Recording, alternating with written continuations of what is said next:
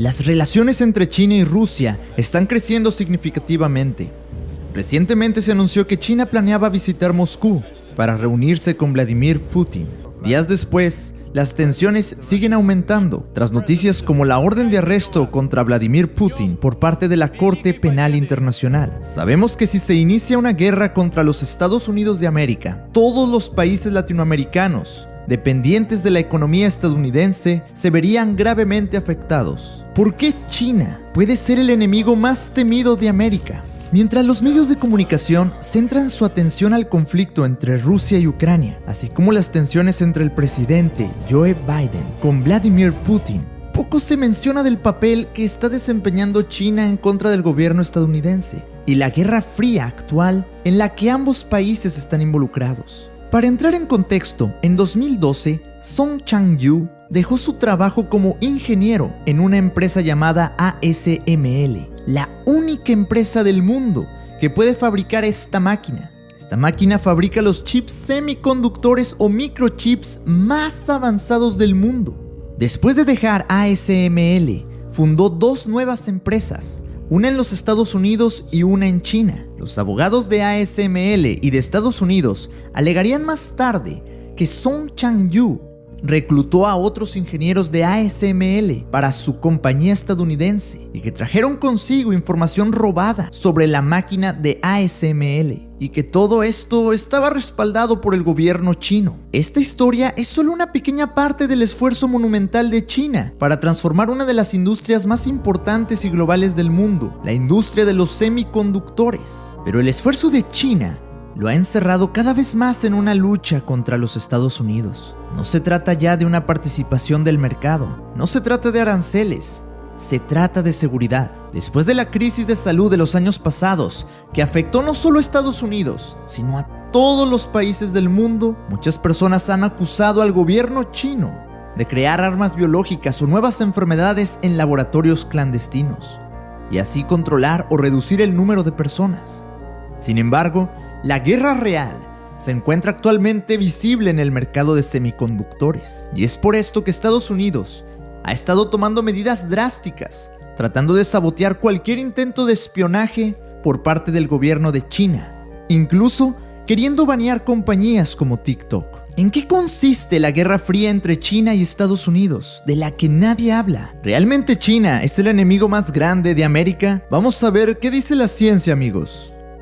El presente video ha sido elaborado por expertos en el área, con la finalidad de llevar el conocimiento científico de forma clara, gratuita y al alcance de todos. Este es el primer chip semiconductor inventado en la década de 1950 por ingenieros de los Estados Unidos. Es una pieza de silicio con 4 transistores. Cuantos más transistores, más potente es el chip. En 1960, los ingenieros ya habían fabricado uno con 4 veces más transistores y cada año descubrieron formas de agregar más y más. Así que desde principios de la década de 1960, los semiconductores han mejorado a un ritmo exponencial.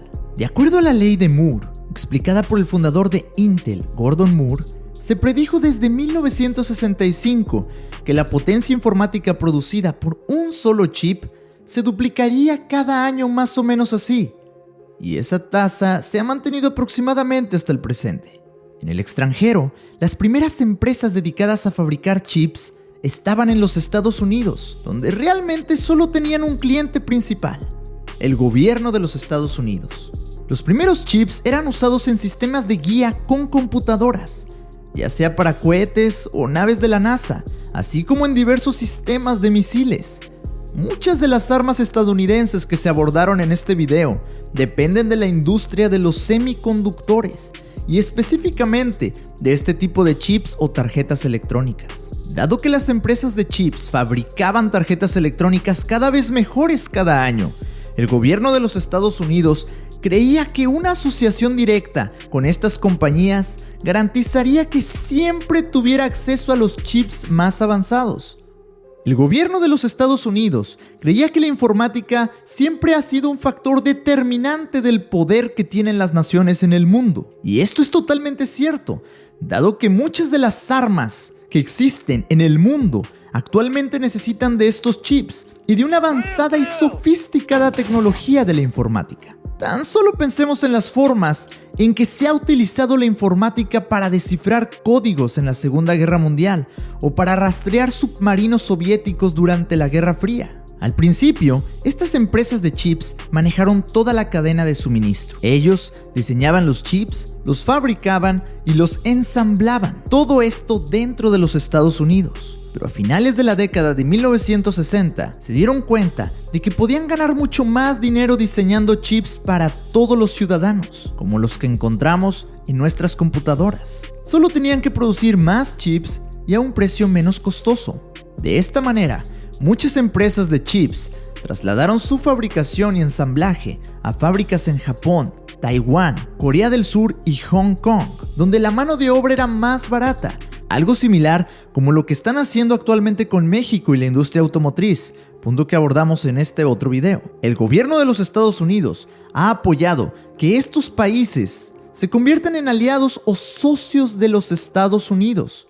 Esto ha sido una forma de apoyar sus economías y profundizar los lazos, al mismo tiempo que se prohibió a estas empresas de chips compartir tecnología con sus rivales, la Unión Soviética y China. Esta es una forma de mantenerlos años atrás de los Estados Unidos.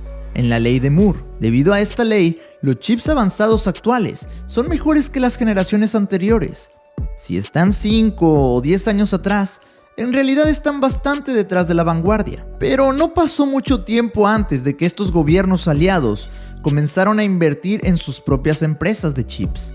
En las décadas de 1970 y 1980, Toshiba en Japón y Samsung en Corea del Sur comenzaron a diseñar y fabricar chips que rivalizaban a los chips estadounidenses. Y en la década de 1990, una empresa taiwanesa, TSMC, se volvió tan buena en fabricar chips que muchas empresas de los Estados Unidos dejaron de hacerlo. Esto significaba que las empresas estadounidenses ya no eran las únicas que podían fabricar los chips más avanzados y que la industria de chips de cada país dependía cada vez más de otros países para obtener los materiales, el software y los equipos necesarios para fabricar chips más complejos. Pero mientras Estados Unidos y sus aliados empujaban los límites de la tecnología de chips, China se estaba quedando atrás. Además de que Estados Unidos bloqueó el acceso a los chips durante la Guerra Fría, muchos de los científicos e ingenieros más brillantes de China habían sido expulsados del país por el dictador Mao Zedong durante las décadas de 1960 y 1970. Pero en las décadas siguientes, los nuevos líderes chinos presionaron para ponerse al día. En la década de 1990, la Guerra Fría había terminado y Estados Unidos se había vuelto más amistoso con China. Había retirado muchas de sus limitaciones de exportación. Y de esta manera, muchas empresas de Estados Unidos trasladaron sus operaciones de ensamblaje a China. En la década del año 2000, China ya dominaba este extremo de la cadena de suministro. Pero China importaba cada vez más y más chips para alimentar su industria de ensamblaje, y esto los puso en una situación tensa y difícil. El gobierno chino había estudiado la cadena de suministro de tecnología y se dio cuenta de que todo el ecosistema tecnológico chino dependía de una base del silicio importado de los adversarios geopolíticos de China y de los Estados Unidos, específicamente de Japón y de Taiwán. Los líderes de China llegaron a la conclusión de que esto representaba un riesgo que no estarían dispuestos a seguir asumiendo. El gobierno chino invirtió dinero en sus propias empresas, tanto de diseño y fabricación de chips, que se asociaron cada vez más con empresas que no eran chinas, todo con la esperanza de crear una cadena de suministro de chips que existiera completamente dentro de China. Y pronto, China pudiera diseñar, fabricar y ensamblar algunas generaciones anteriores de chips, en su mayoría por su cuenta.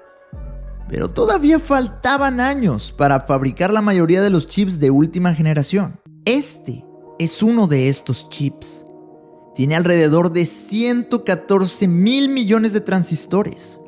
Recuerde que en 1960 los chips tenían solo 4. Las capacidades informáticas del futuro Al igual que las capacidades computacionales del pasado, son principalmente implementadas en armas y en uso militar. El problema es que solo unas pocas empresas en el mundo están involucradas en la fabricación de estos chips, y ninguna se encuentra en China.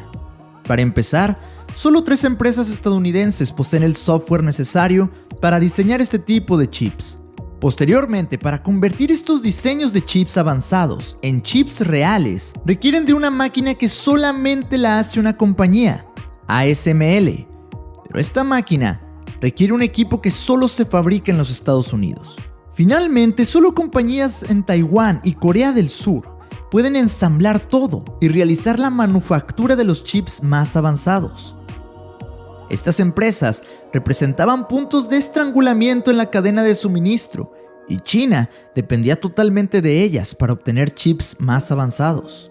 En 2019, la policía de los Estados Unidos acudió para arrestar a Song Chang-yu, pero no pudo encontrarlo, hasta que apareció más tarde en China como director ejecutivo de su empresa que creó con éxito un software similar al de ASML. Gracias a la ayuda del gobierno chino, su empresa estaba prosperando y su historia fue solo una de las varias instancias de robo de propiedad intelectual en la industria de chips. El gobierno chino ha estado involucrado dando apoyos a situaciones de robo de propiedad intelectual.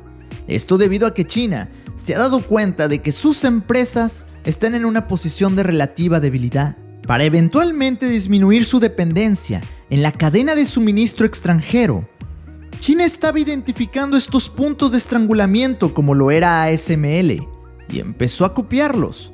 Pero el plan fracasó y esto realmente enfureció al gobierno de Estados Unidos y a otros gobiernos, ya que empezaron a ver los subsidios de China como un problema más centrado en la seguridad en lugar de un problema económico.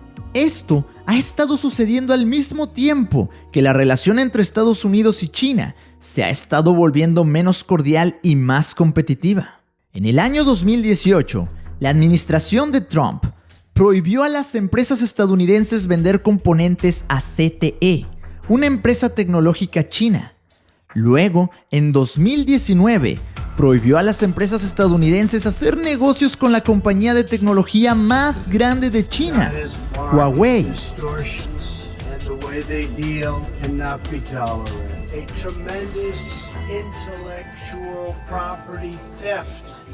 Estas regulaciones casi llevaron a ZTE a la bancarrota y significaron un golpe económico muy duro para Huawei. En el año 2022, el próximo presidente de los Estados Unidos, Joe Biden, apuntó a la industria de chips de China de manera más amplia. Primero, prohibió a todas las empresas de Estados Unidos vender chips avanzados a China, pero también bloqueó a las empresas de diseño chinas de usar software de diseño y equipos de fabricación fabricados en Estados Unidos. Además, prohibió globalmente a las empresas que utilizan la tecnología de semiconductores de Estados Unidos vender chips avanzados a China. De esta forma, Estados Unidos estaba explotando estos puntos de estrangulamiento para detener la industria de chips de China en seco. Luego de que Estados Unidos aprobara una ley que invertiría miles de millones de dólares en sus propias empresas de fabricación de chips, finalizó un acuerdo con el fabricante más grande en Taiwán, TSMC, para construir plantas de fabricación en todos los Estados Unidos y así permitir que los Estados Unidos siguiera avanzando en la carrera. China y Estados Unidos tienen una visión bastante similar en temas de política, en cuanto al tema de semiconductores. Es por eso que el gobierno de los Estados Unidos ha convertido en una prioridad defender el liderazgo de este país. Pero esto también ha ejercido una presión extraordinaria sobre otro conflicto entre los dos países.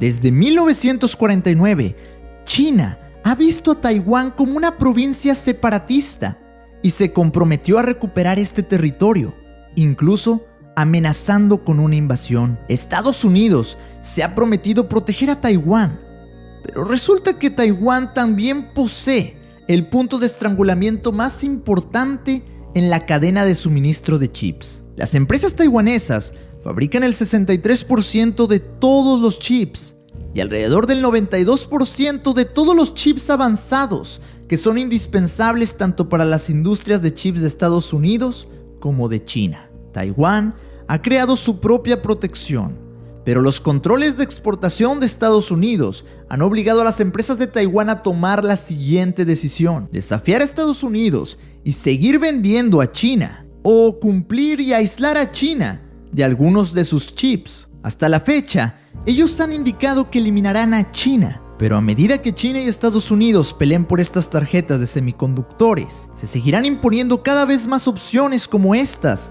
a países y empresas en todo el mundo, pidiéndoles que elijan bandos y creando así una nueva guerra fría. ¿Cuáles crees que sean las verdaderas intenciones del gobierno chino en su próxima visita con Rusia? Escríbeme todo aquí debajo. No olvides suscribirte y regalarnos un like si aún no lo has hecho. Nos vemos en un siguiente video lleno de ciencia, amigos.